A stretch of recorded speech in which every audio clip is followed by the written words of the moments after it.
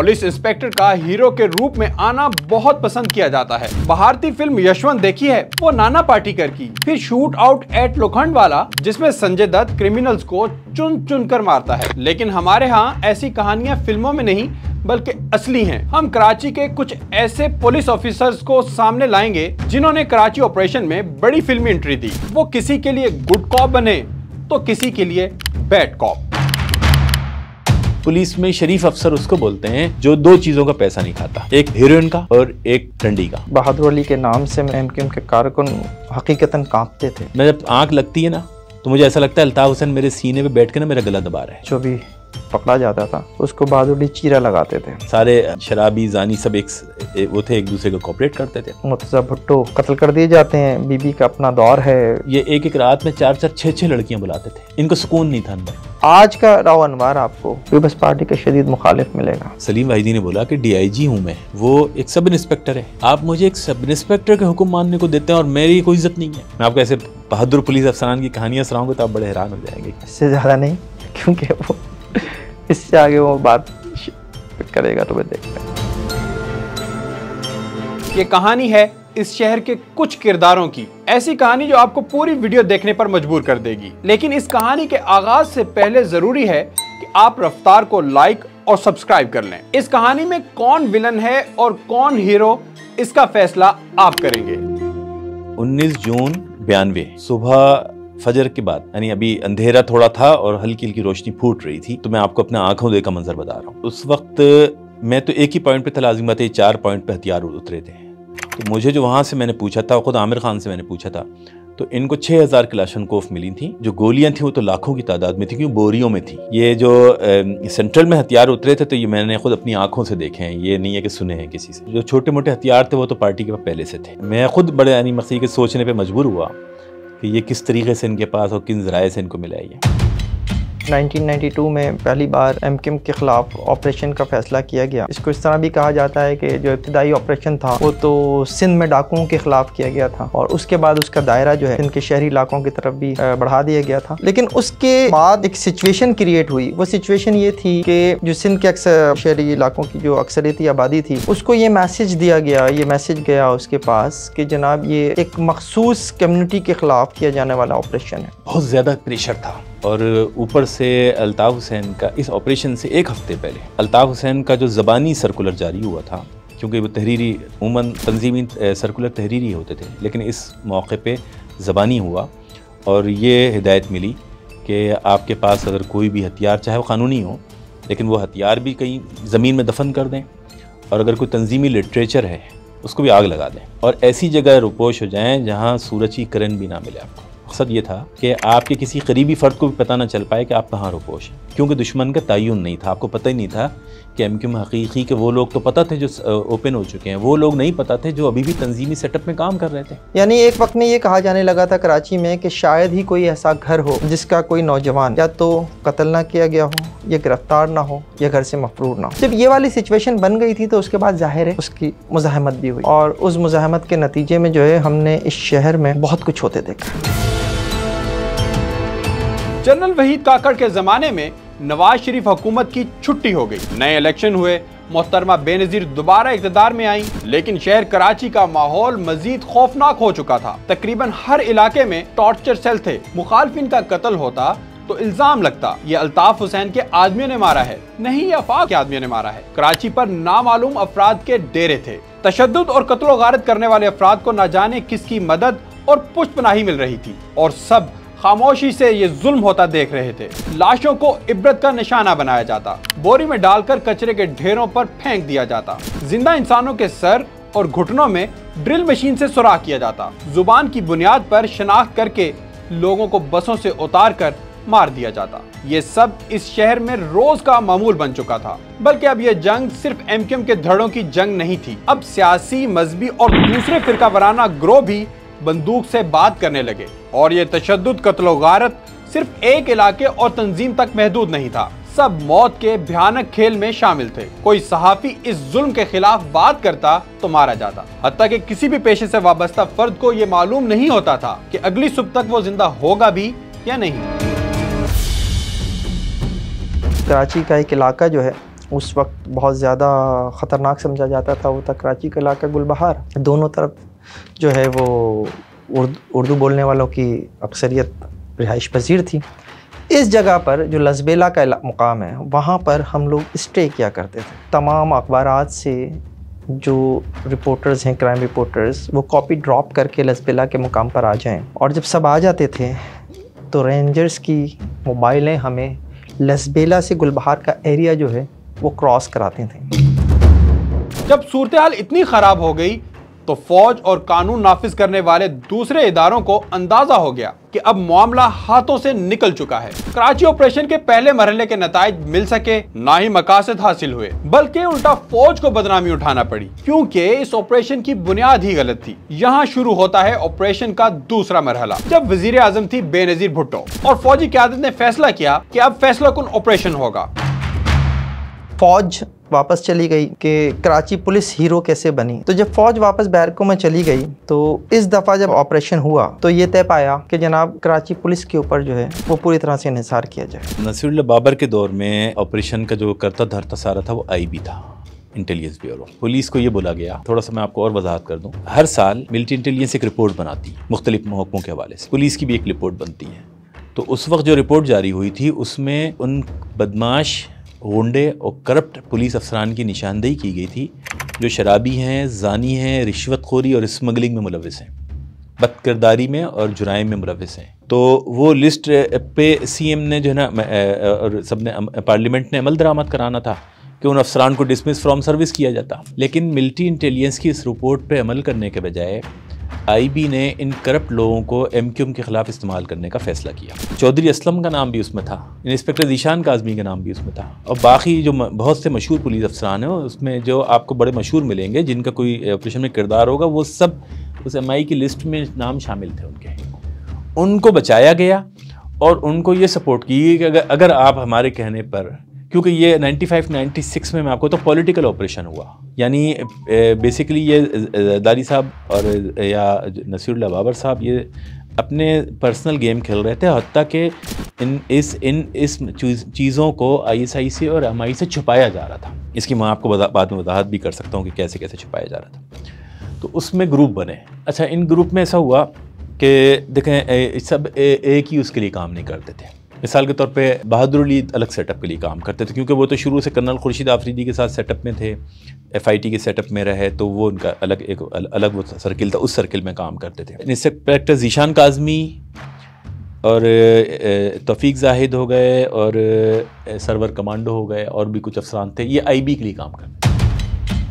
नसीरुल्लाह बाबर के हाथ में हर वक्त एक छड़ी होती थी। इन्होंने इस मारामारी और दहशतगर्दी के खिलाफ ऑपरेशन के लिए बेनजीर भुट्टो से इजाजत ली और फिर डंके की चोट पर बेदरेग और बेरहमाना ऑपरेशन किया। इस आग के समंदर में जो डूबा वो राख हुआ। यहाँ आते हैं कुछ ऐसे पुलिस ऑफिसर्स के नाम जिनकी दहशत से जमाना कांपता था। बहादुर अली, ज़ीशान काज़मी, राव अनवार, असलम चौधरी, सरवर कमांडो, तौफीक जाहिद, गजनफर काज़मी, सजाद हैदर। इनकी लॉन्चिंग के पीछे कई मकसद थे जो आगे चलकर बताएंगे। बहरहाल पुलिस ने शहर में वो कुछ किया जिसका कोई तसव्वुर भी नहीं कर सकता था। हर घर से नौजवानों की गिरफ्तारियां शुरू हो गईं। हर आबादी में खाना तलाशी, चादर और चार दीवारी की खिलाफ वर्जी की जाती। घरों में मौजूद खवातीन के साथ वाकयात भी आम होने लगे। मुझे आज भी याद है कि हमें कॉल्स आती थीं फलां थाने से आ जाओ और इनकाउंटर खेलने चलना है। हम पहुंचते थे, लॉकअप से जो है वो 2 बंदे निकाले, 3 बंदे निकाले, लियाकताबाद में झंडा चौक पर ले गए, कत्ल कर दिया फायरिंग करके।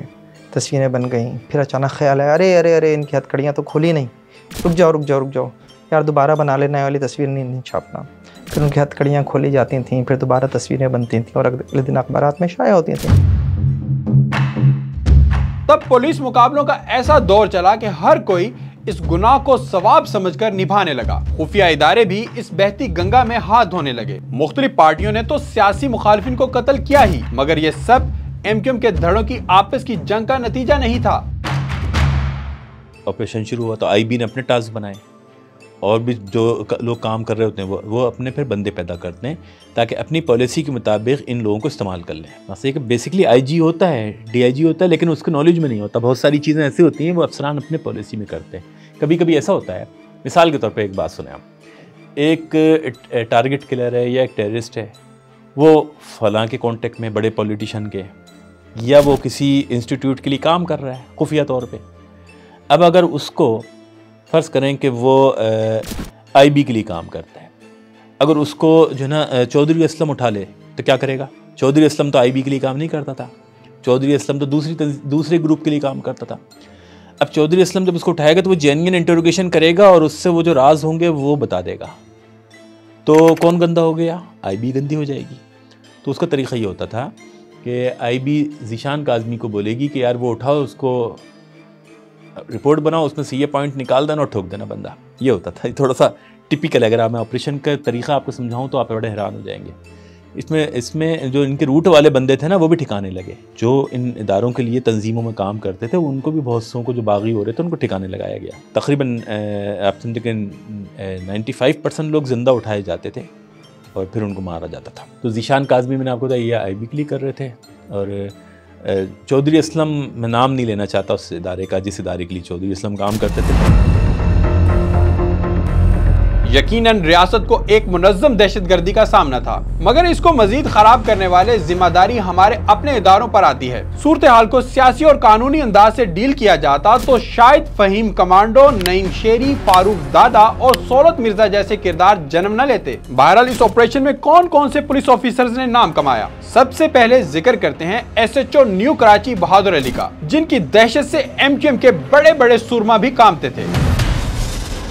जब स्ट्राइक कॉल्स वगैरह उस दौर में बहुत ज़्यादा होती थी, उन स्ट्राइक कॉल्स के मौके पर भी MQM के कारकुनों की अव्वलीन कोशिश ये होती थी कि किसी भी तरह से बहादुर अली के हत्थे नहीं चढ़ना चाहिए। बहादुर अली के पास जो भी पकड़ा जाता था उसको बहादुर अली चीरा लगाते थे। तो ये इतनी खौफनाक वो बात बन चुकी थी कि जो लोग बहादुर अली के हाथों गिरफ्तार होते थे और जब बाहर आते थे या जेल में होते थे, तो वो जो बहादुर अली के टॉर्चर का शिकार होते थे, वो जो कहानियाँ सुनाते थे उस चीरा लगाने की, उनकी बुनियाद पर जो है वो बहादुर अली का एक हवा और एक वो जो खौफ जो है वो बहुत ज़्यादा MQM के कारकुनों के दिलों में बैठ चुका था। बहादुर अली के हवाले से फिर यही शायद फ़ैसला हुआ MQM का कि जनाब इस शख्स को जो है वो ख़त्म करना है। इस बात को यकीनी बनाया गया कि उस हमले में बहादुर अली को बचना नहीं चाहिए। बहादुर अली अपने 3 गनमैन्स के साथ घर से निकलते हैं।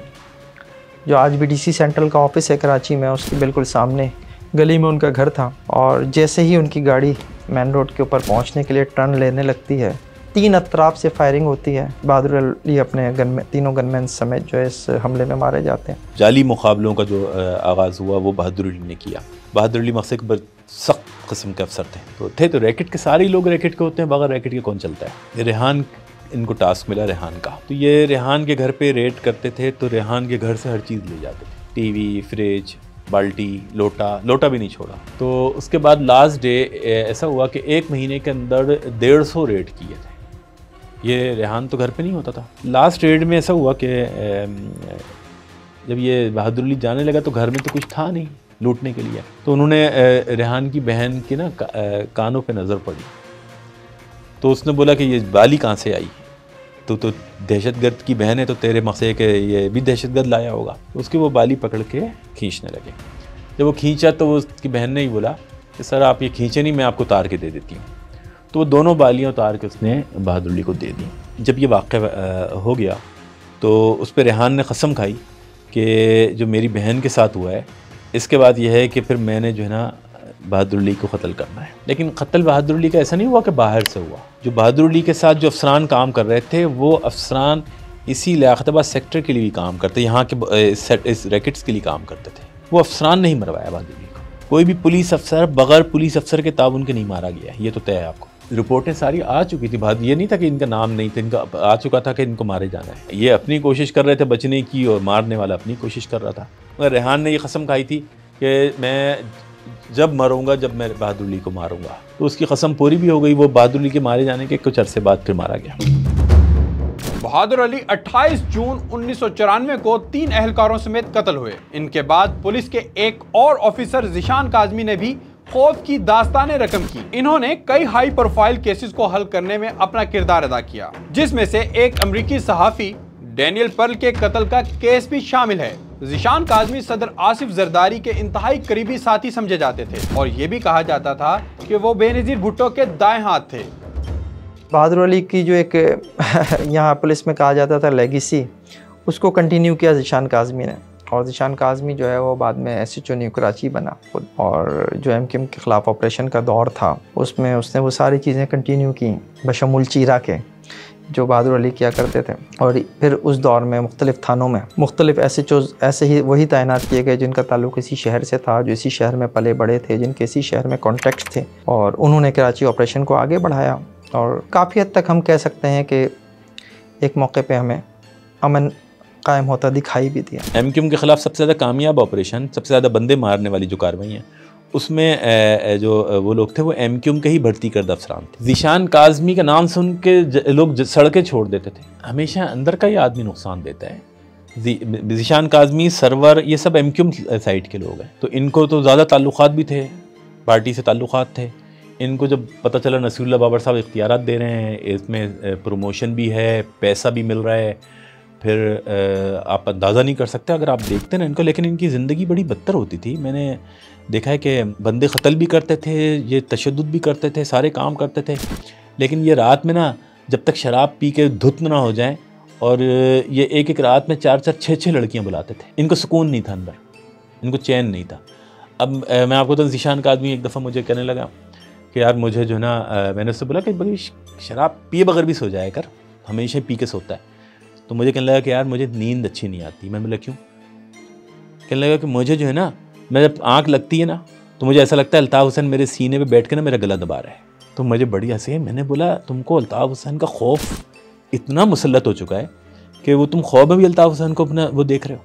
तो उसको अल्ताफ़ हुसैन फोबिया हो गया, तो वो अल्ताफ़ हुसैन के नाम से खौफज़दा होने लगा था। थाने में जो अखबार आते थे तो एक पुलिस, उन्होंने कुछ बंदे ड्यूटी पे रखे हुए थे कि इन अखबारों में से अल्ताफ़ हुसैन की तस्वीर जहाँ जहाँ हो वहाँ पे मार्कर से उसको कर दो, क्योंकि ज़ीशान काज़मी तस्वीर देख के डरता था अल्ताफ़ हुसैन से, जिसका नाम था बहादुरी के अंदर। मैं आपको ऐसे बहादुर पुलिस अफसरान की कहानियाँ सुनाऊँगा तो आप बड़े हैरान हो जाएंगे, क्योंकि मेरे सबके साथ रिलेशन थे और मुझे एक एक लोगों की ऐसी ऐसी बातें पता थी जो उनके शायद फैमिली को भी ना पता। ज़ीशान काज़मी की पूरे कराची में धाक थी। उन्होंने 100 से ज़ायद पुलिस मुकाबले किए। वैसे उन पर लूट मार के इल्जामात भी बहुत लगे, मगर वो साबित ना हो सके। बहरहाल ज़ीशान काज़मी नसीरुल्लाह बाबर और पुलिस की आदत के फेवरेट थे। उन्होंने बड़ा अरूज देखा, मगर जवाल भी बता कर नहीं आता, जो तब शुरू हुआ जब उन्होंने मुर्तज़ा भुट्टो के करीबी साथी और अल जुल्फ़िकार के कमांडर अली सनारा को गिरफ्तार किया, और वो इस गिरफ्तारी को अपनी बहुत बड़ी कामयाबी भी समझते थे। पीपल्स पार्टी शहीद भुट्टो ग्रुप जो था वो ये समझता था कि उनके लीडर का कत्ल अगर किसी वजह से हुआ है तो उसकी बुनियादी वजह ज़ीशान काज़मी था, क्योंकि ज़ीशान काज़मी ने अली सनारा, जो मुर्तज़ा भुट्टो का बहुत करीबी आदमी समझा जाता था और सत्ता क्लिफ्टन का एक तरह से इंचार्ज भी था उस वक्त, उसको ज़ीशान काज़मी ने गिरफ़्तार किया था। और मुर्तज़ा भुट्टो जिस तारीख़ को 19 सितंबर 1995 को जब ये वाक़या हुआ, तो अली सनारा की गिरफ़्तारी के बाद मेरा ख़्याल है न्यू कराची या शायद सुरजानी में कोई जलसा था, जिससे ख़िताब करने के बाद जब मुर्तज़ा भुट्टो वापस आ रहे थे तो उन्होंने कराची के CIA सेंटर्स में अपने मुसल्लह साथियों के साथ जाकर अली सनारा की तलाश शुरू की।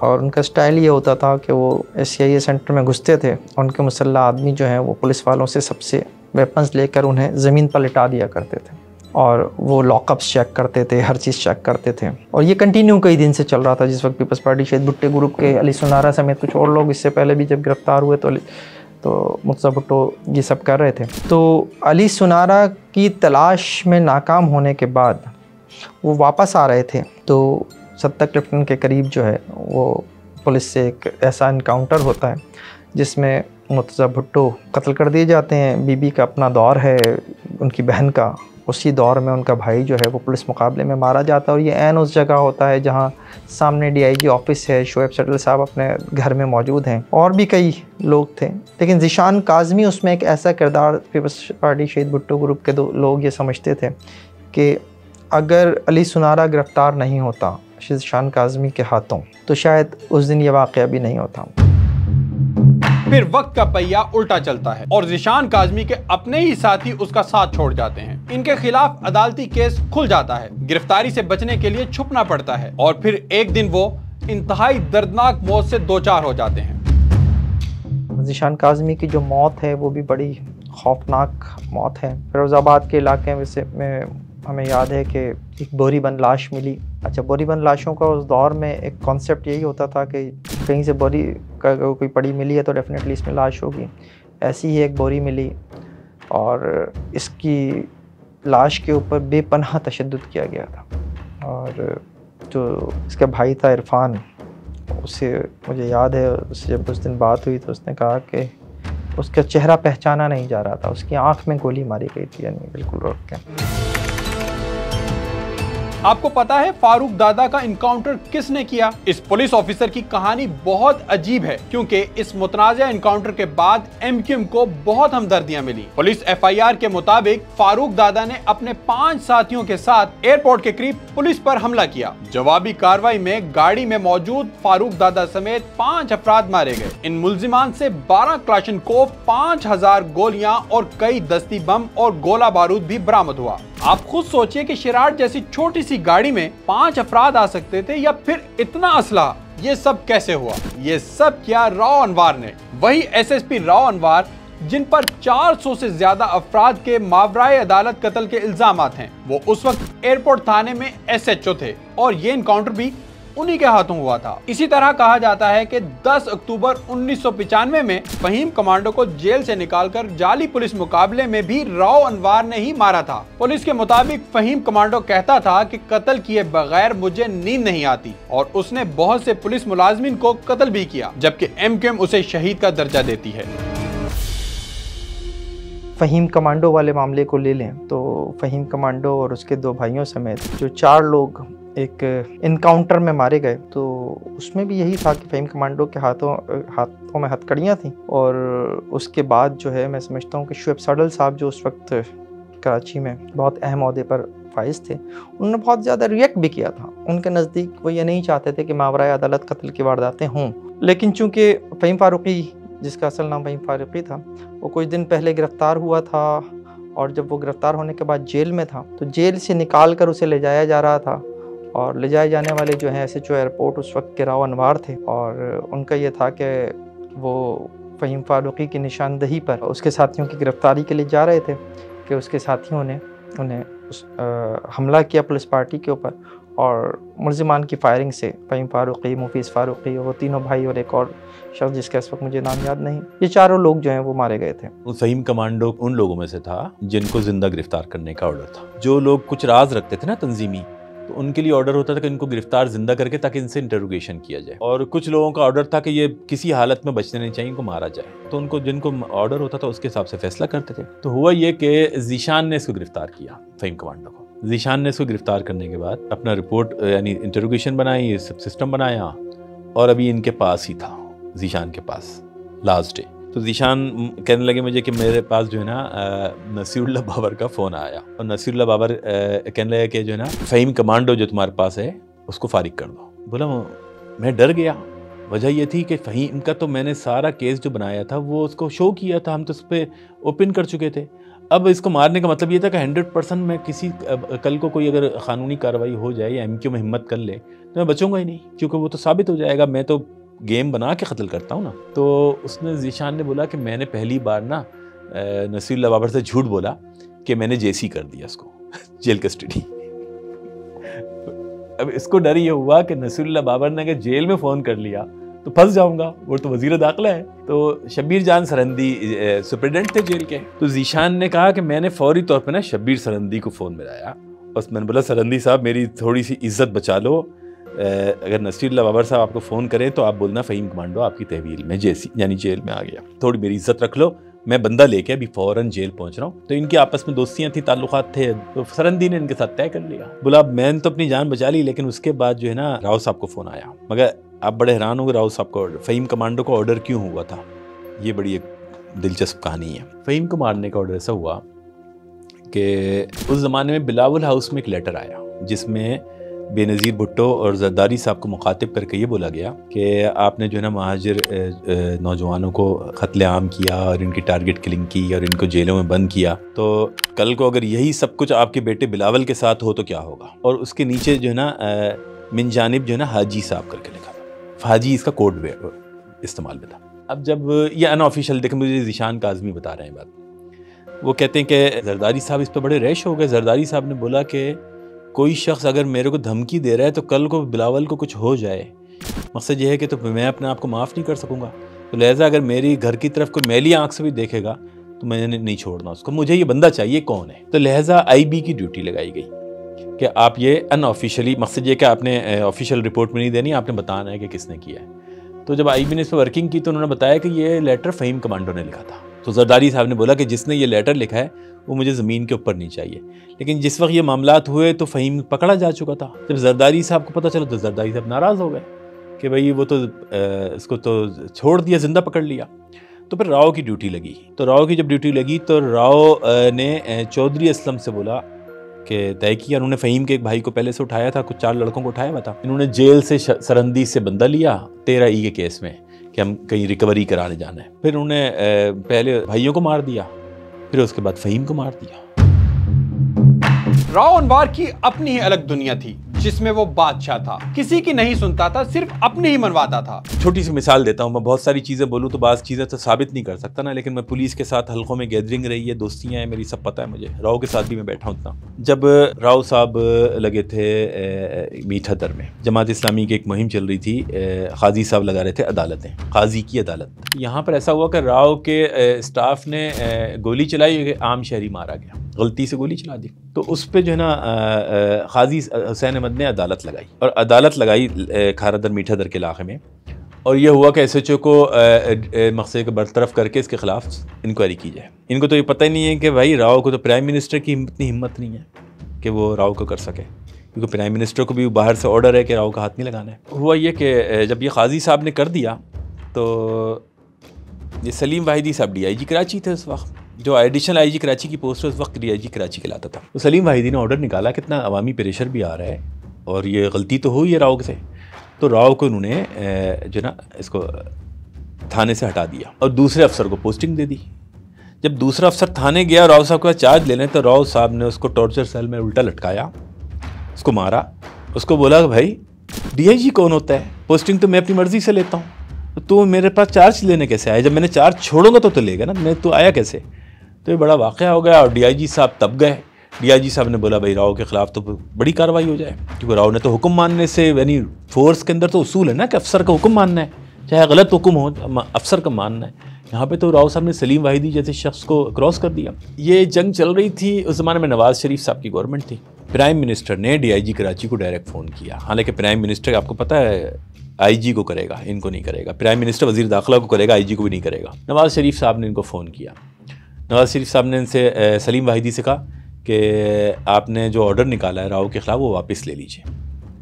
सलीम वाहिदी ने बोला कि DIG हूँ मैं, वो एक सब इंस्पेक्टर है, आप मुझे एक सब इंस्पेक्टर के हुक्म मानने को देते हैं और मेरी कोई इज़्ज़त नहीं है, मेरा कोई ऑर्डर नहीं है कि उसने फोर्स में ओबे नहीं किया मेरे बात। मैं मकसद ये है कि मैं रिज़ाइन दे सकता हूँ, लेकिन मैं जो है ना अपना हुक्म वापस नहीं ले सकता। तो नवाज़ शरीफ ने बोला कि सही है वाहिदी साहब, फिर आप अपना रिज़ाइन दे दीजिए। तो सलीम वाहिदी को DIG कराची का ओहदा छोड़ना पड़ा, राव अनवार को वो हटा नहीं सके SHO शिप से, तो उसके खिलाफ कार्रवाई नहीं कर सके। तो आप ये ना समझें कि सिर्फ जरदारी साहब सपोर्ट करते थे या पीपल्स पार्टी सपोर्ट करती थी। राव के खिलाफ कोई भी नहीं जा सकता, चाहे कोई भी तंजीम हो, जो जाएगा नुकसान उठाएगा।